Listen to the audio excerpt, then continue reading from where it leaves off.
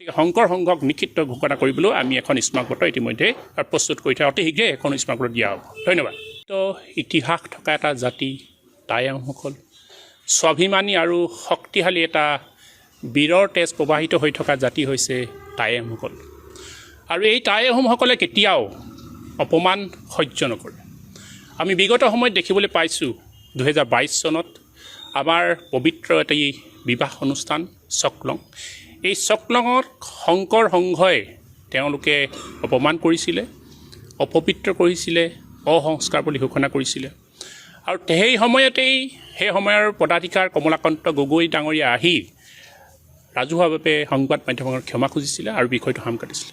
কিন্তু পুনৰবাৰ আমি দেখিবলৈ পাইছোঁ যে 2025 চনত এনেকুৱা ধৰণৰ আকৌ এটি ঘটনা ঘটিল। হাজাৰ বছৰ ইতিহাস থকা এই জাতিটোৰ এটি পবিত্ৰ অনুষ্ঠান মেডাম মেফি, আৰু এই মেডাম মেফিটো তেওঁলোকে একেই ধৰণেই অসংস্কাৰী অপবিত্ৰ বুলি তেওঁলোকে ঘোষণা কৰিলে বা প্ৰতিপন্ন কৰালে। সেই গতিকে আহোম জনগোষ্ঠীৰ প্ৰতিজন ব্যক্তি দল সংগঠন অন্তত আঘাত পাইছে আৰু ক্ষোভিত হৈ পৰিছে। আমি বাৰে বাৰে তেওঁলোকক এই বিষয়টো নিষ্পত্তি কৰিবলৈ আৰু জনগোষ্ঠীটোৰ ওচৰত ক্ষমা প্ৰাৰ্থনা কৰিবলৈ বাৰে বাৰে আহ্বান জনাৰ পিছতো তেওঁলোকৰ যি অহংকাৰী মনোভাৱ, অহংকাৰী চৰিত্ৰ, আৰু সেইবাবেই আজি আমি তেওঁলোকৰ ওপৰত এজাহাৰ দিবলৈ বাধ্য হ'লোঁ। বিশেষকৈ তিনিজন ব্যক্তি যিসকলৰ নেতৃত্বত এই গোটেই কামবোৰ হৈ আছে। পদাধিকাৰ তেওঁ ভৱেন্দ্ৰ নাথ ডেকা ডাঙৰীয়া, মুখ্য সম্পাদক কুশল ঠাকুৰীয়া আৰু সেৱা বাহিনীৰ অধিনায়ক সঞ্জীৱ বৰা। আচলতে তেওঁলোকৰ ওপৰত আজি টাইপাৰ তৰফৰ পৰা সোণাৰী থানাত এজাহাৰ দাখিল কৰা হৈছে।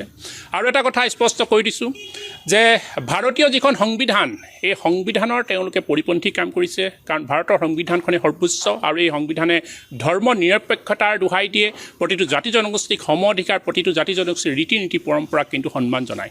গতিকে তেওঁলোকে এই সংবিধান অৱমান কৰা হৈছে, ভাৰতীয় সংবিধান অৱমান কৰি গুৰুতৰ ধৰে অপৰাধ সংগঠিত কৰিছে বুলি আমি অনুভৱ কৰিছোঁ। গতিকে আমাৰ আহ্বান, চৰকাৰৰ আহ্বান, এই তিনিজন ব্যক্তিক অতি শীঘ্ৰে গ্ৰেপ্তাৰ কৰিব লাগে।